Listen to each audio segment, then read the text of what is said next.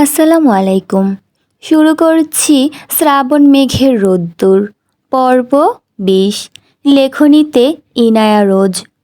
তুই কি করে এটা করতে পারলি বোন? এক প্রচণ্ড অভিমান, হতাশা আর গুমোট বিষাদ মেশানো কণ্ঠে কথাটা বলে উঠল নয়না। প্রচণ্ড আবেগে কাঁপছে তার গলার স্বর। নয়নার চোখের গভীরে নেমে এসেছে বেদনার ছায়া। মুখে লেগে আছে একরাশ অভিমান। বিষণ্ণ আকাশের নিচে সে দাঁড়িয়ে আছে পরিপূর্ণ এক শূন্যতা নিয়ে। আর তার দিকে ফ্যাল ফ্যাল করে তাকিয়ে আছে মেঘ। তার দিকে তাকিয়ে থাকা নয়নার তীব্র দৃষ্টি তার অস্তিত্ব ভস্ম করে দিচ্ছে। দৃষ্টি ঝাপসা হয়ে আসছে মেঘের। কণ্ঠ শুকিয়ে গেছে বহু আগেই, তবুও কোনো রকমে ফিসফিসিয়ে মেঘ বলে উঠল, আমি কিছু জানতাম না নয়না আপু। বিশ্বাস করো, আমি কিছুই জানতাম না। নয়নার ঠোঁট জোড়ায় খেলে গেল তিক্ত এক হাসি। সেই হাসির ভেতর জ্বালা আছে, অভিমান আছে, আরও আছে একরাশ তাচ্ছিল্য।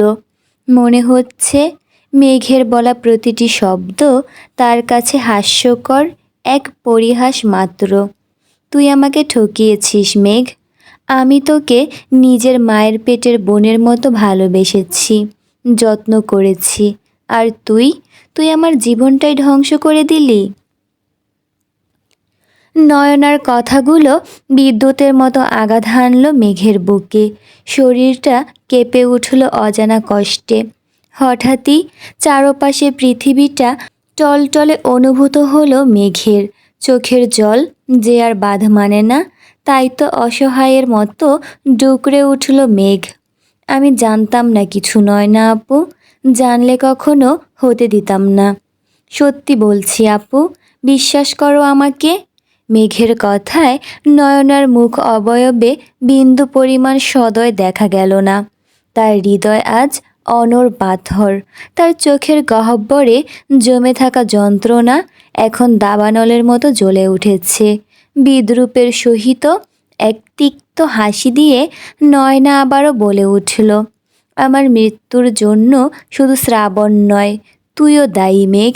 সেদিন যদি শ্রাবণের সঙ্গে তোর বিয়েটা না হতো তাহলে। কথার শেষাংশ আর উচ্চারণ করতে পারল না নয়না। শুধু গভীর শূন্যতায় কথাগুলো হারিয়ে গেল তার। বুকের ভেতরটা মোচড় দিয়ে উঠল। নয়নার তীক্ষ্ণ কথার জ্বলনি তার অস্তিত্বকে ভস্ম করে দিতে লাগলো ধীরে ধীরে। সে অসহায়ের মতো নয়নার দিকে তাকিয়ে ফিসফিস করে বলে উঠল, আমি কিছু জানি না নয়না আপু, আমি কিছু জানি না, সত্যি বলছি, কিছুই জানি না, আমাকে বিশ্বাস করো প্লিজ। রাত্রির নিস্তব্ধতা ভেঙে আচমকা লাফিয়ে উঠে বসল মেঘ। শরীর শিউরে উঠছে তার। হৃদয়ের গতি পাগলা ঘোড়ার মতো ছুটে চলেছে এক অনন্ত অজানা গন্তব্যের দিকে। শ্বাস ভারী হয়ে এসেছে। বুকের ভেতর কোনো দুঃস্বপ্ন গেঁথে আছে অদৃশ্য কাঁটার মতো। চারদিকে ভালোভাবে নজর বুলিয়ে দ্রুত খাটের পাশে থাকা টেবিল থেকে পানির বোতলটা নিয়ে ঢকঢক করে সম্পূর্ণ পানিটুকু গলদকরণ করে নিল মেঘ। জানালার ফাঁক দিয়ে চাঁদের আবছা আলো মেঝেতে পড়ে আছে। দেয়ালে দীর্ঘ ছায়ার রেখা টান টান হয়ে দাঁড়িয়ে আছে কোনো নীরব সাক্ষীর মতো। 2 বছর যাবৎ এই দুঃস্বপ্ন তাড়া করে বেড়াচ্ছে তাকে। রাতের আধারে চোখ বন্ধ করলেই এক অজানা অস্তিত্ব এসে হানা দেয় তার মস্তিষ্কে। বারবার নয়নার বলা কথাগুলো করটিতে ধ্বনিত হতে লাগলো মেঘের। সেই তীক্ষ্ণ তাচ্ছিল্য, সেই অভিমান ভরা কণ্ঠস্বর, তুইও দায়ী মেঘ, কখনো তোকে ক্ষমা করব না। মেঘের শরীর হিম হয়ে আসলো। বুকের গভীর থেকে এক চাপা যন্ত্রণার ঢেউ ধাক্কা দিতে থাকলো তাকে। হাত জোড়া ধীরে ধীরে বাড়িয়ে নিজের সামনে ধরল মেঘ। আঙুলগুলো কাঁপছে। ঘুমের তন্দ্রা এখনো পুরোপুরি কাটেনি, কিন্তু স্বপ্নের রেশ যেন সত্যের মতো স্পষ্ট হয়ে চেতনার গায়ে লেগে আছে। এটা তো শুধু নিছক স্বপ্ন নয়, এটা এক অব্যক্ত অতীতের ছায়া, যা দুঃস্বপ্নের আড়ালে তার দিকে ধেয়ে আসে প্রতিনিয়ত। হয়তো এটাই ভবিতব্যের পূর্বাভাস, অথবা তার অবচেতনে লুকিয়ে থাকা অপরাধ বোধের প্রতিচ্ছবি। সময় প্রবাহমান, নদীর মতো বিরতিহীন আর অপ্রতিরোধ্য। সে কারো জন্য থেমে থাকে না, কারো অপেক্ষায় তার গতিপথ বদলায় না। এক একটি মুহূর্ত এক একটি ঢেউয়ের মতো এসে স্পর্শ করে, তারপর আবার নিঃশব্দে হারিয়ে যায় বিস্মৃতির অতল গহ্বরে। অতীতের প্রতিটি দিন সময়ের কালো ছায়ায় ঢেকে গেলেও তার রেশ থেকে যায় হৃদয়ের গভীরে, স্মৃতির ধূসর দেয়ালে দাগ কেটে যায়।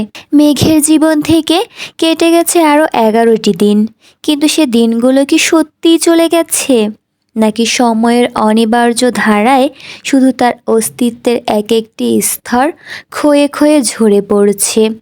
এই 11 দিনে অনেক কিছু বদলেছে, আবার কিছুই বদলায়নি। আকাশে সূর্য উঠেছে প্রতিদিন, আবার দিনের শেষে অস্ত গেছে লালচে আলো ছড়িয়ে। বাতাসে বিকেলের গোধূলি মিলিয়ে গেছে রাতের চাঁদের নরম আলোয়, কিন্তু মেঘের হৃদয়ে এক অস্থিরতা বয়ে চলেছে, সমুদ্রের গোপন স্রোতের মতো। স্বপ্ন কি সত্যিই অতীত হয়ে গেছে? নয়নার সেই তীব্র দৃষ্টি, তার অভিশপ্ত কণ্ঠস্বর, সেই ফিসফিস করা অভিযোগ, সব কিছু সময়ের গহ্বরে হারিয়ে যায়নি, বরং আরও গভীরে গেঁথে বসেছে মেঘের হৃদয়ে। সে চেষ্টা করেছে ভুলে যেতে, কিন্তু স্মৃতির প্রাচীর মাঝে মাঝে ফাটল ধরায়, আর তার ভেতর দিয়ে অতীতের ছায়াগুলো নীরবে উকি মারে। এখনও রাতের নির্জনতায় কখনো কখনো মেঘ জেগে ওঠে, ঘরের অন্ধকারে তাকিয়ে থাকে শূন্য দৃষ্টিতে। জানালার ওপারে চাঁদের ক্ষীণ আলো বারবার তার ভেতরের শূন্যতাকে প্রতিফলিত করে।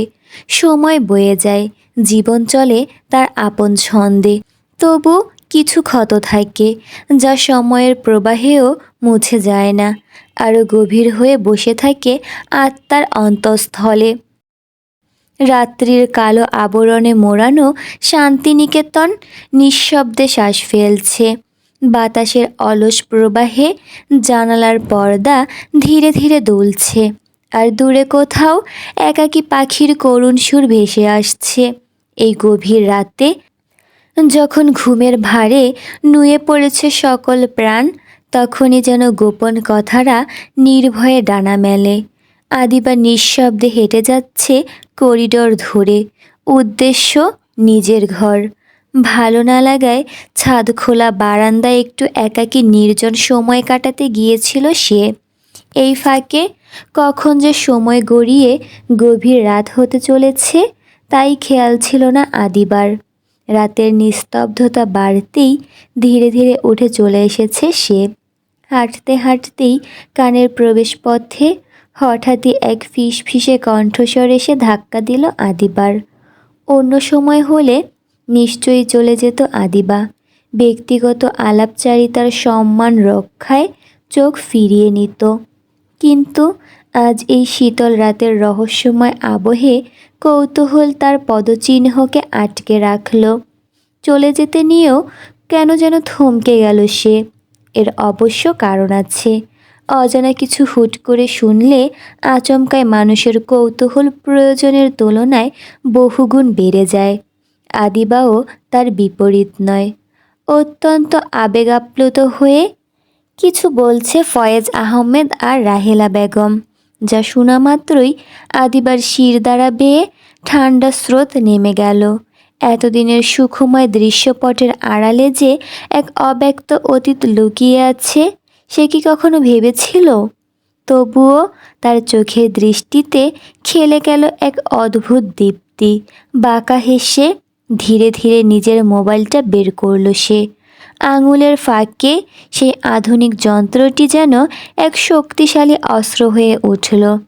কাজ শেষে নিঃশব্দে পা টিপে টিপে সেখান থেকে প্রস্থান করল আদিবা, আর মনে মনে ছক কষতে লাগলো। কালকে ঠিক কী বলবে মেঘকে।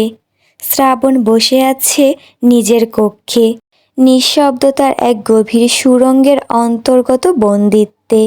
তার করতলে ধরা এক টুকরো হলদেটে চিঠি, প্রবাহমান কালের নিদর্শন বয়ে আনা এক অনুপম শোকগাথা। কাগজের শিরাগুলো ধীরে ধীরে ক্ষয়ে গেছে, তবুও তার ভাঁজে লুকিয়ে থাকা অক্ষরগুলো এখনো জীবন্ত, এক দহনশীল। তার দৃষ্টি বারবার ফিরে আসে এই শব্দমালার দিকে, কেননা এক অবিনাশী আকর্ষণের শৃঙ্খলে বাঁধা পড়ে আছে সে। এই চিঠি, যার প্রতিটি বাক্য তার মস্তিষ্কে শতবার অনুরণিত হয়েছে, তবু যেন প্রতিবার নতুন করে আহত করে তাকে। একবার পড়লেই চলে তেমনটা নয়, বারবার পড়তে হয়।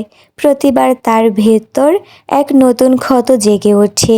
এই চিঠি শুধু এক টুকরো কাগজ নয়, এ এক শিলালিপি, যেখানে খোদাই করা আছে তার জীবনের এক নির্মমতম সত্য। সময়ের প্রতিটি প্রবাহে সে এই সত্যকে ভুলে যেতে চেয়েছে, অথচ ভাগ্য যেন তাকে পুনরায় ফিরিয়ে আনে এই চিঠির কাছে, এই নির্মম উচ্চারণের সম্মুখীন করে। এটাই একমাত্র বস্তু যা সে সন্তর্পণে লুকিয়ে রেখেছে, না কোনো আবেগের কারণে, আর না কোনো স্মৃতির মোহে, বরং এক গভীর দুঃসহ অবশ্যম্ভাবী অনুধ্যানে। এ কেবল কাগজের শরীরে লেখা কিছু বাক্য নয়, বরং তার অতীতের এক নিকষতম অন্ধকার, যা থেকে মুক্তি নেই, যা থেকে পরিত্রাণ নেই। শ্রাবণ ধীরে ধীরে চিঠিটা পাশে নামিয়ে রেখে দিল। চিঠির সাথে অতীতের এক ভারী অভিশাপ তার হাত থেকে সরে গিয়ে নিঃসীম নীরবতার অতলে ডুবে গিয়েছে। তারপর শূন্য দৃষ্টিতে তুলে নেয় একটি ছবি, চকচকে দৃষ্টিনন্দন বিভ্রম এক ছবি। হালকা কোমল আলোয় ছবির ফ্রেমে ধীরে ধীরে ফুটে ওঠে এক অনুপম মুখ, মেঘ, শ্রাবণের ফুল। কি আশ্চর্য মায়াবী মেঘের মুখশ্রী, যেন ঋতুচক্রের সকল সৌন্দর্য এসে থিতু হয়েছে এক দেহাতীত শিল্পকর্মে। রাত্রির নিঃসঙ্গ গভীরতার মতো অসীম আকর্ষণীয় তার চোখ দুটি, সেখানে কি যেন এক অলিখিত বেদনা মাখা রহস্য। নিখোঁজ নক্ষত্রের বিষাদ মাখা আলো জমে আছে তার দৃষ্টির কোণে। দীর্ঘ চোখের পল্লবে এক অনির্বচনীয় আকুলতা, ঠিক শীতের শেষ রাতে ঝরে পড়া নক্ষত্র ফুলের মতো, যার সুবাস মনুষ্য লোককে অনুভব করা যায় কিন্তু স্পর্শ করা যায় না। তার মুখাবয়ব এক অদ্ভুত দ্যুতিতে দীপ্ত, নির্মল চন্দ্রালোককে স্নাত এক শ্বেতকুসুমের মতো, যার রং সময়ের সঙ্গে বদলায়, আবার কখনো উদিত সূর্যের কোমল স্বর্ণ আভায় ছেয়ে যায়, আবার কখনো ডুবন্ত সন্ধ্যার ম্লান বেদনায় তলিয়ে যায়।